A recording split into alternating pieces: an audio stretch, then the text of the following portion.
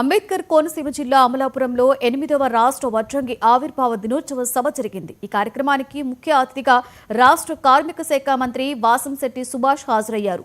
వడ్రంగి కార్మికుల కోసం అసోసియేషన్ భవనానికి స్థలం ఏర్పాటు చేసేందుకు కృషి చేస్తామని హామీ ఇచ్చారు. కార్మికులకు ఎప్పుడూ అండగా ఉంటామని భరోసా ఇచ్చారు.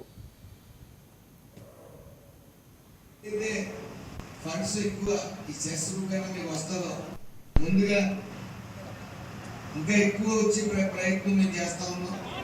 ఇప్పటికి 2,000 కోట్లు భవన నిర్మాణ కార్మికులు తరపున ఉన్నది కాబట్టి ప్రత్యేక కార్పొరేషన్ అనేది మీకు ఖచ్చితంగా నేను మాట ఇవ్వలేదు, కానీ మీకు 1214 చేసి మీ పథకాలను అనేది అమలు చేసే ప్రయత్నం అమలు చేసే ప్రక్రియ త్వరలో మొదలు పెడతాం. మీరు పూర్తిగా అర్హులు.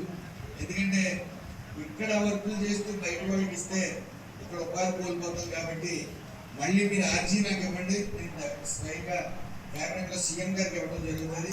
ఖచ్చితంగా మన రాష్ట్రంలో పనులు మన రాష్ట్రంలోనే ఈ అసోసియేషన్ ద్వారా ఇవ్వడానికి నా సాయి శక్తిలో ప్రయత్నిస్తాను.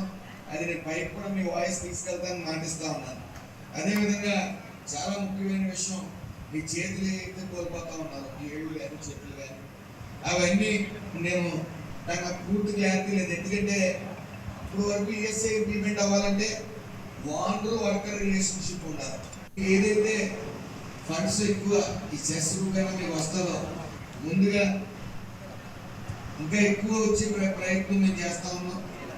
ఇప్పటికి 2,000 కోట్లు భవన నిర్మాణ కార్మికులు తరపున ఉన్నది కాబట్టి ప్రత్యేక కార్పొరేషన్ అనేది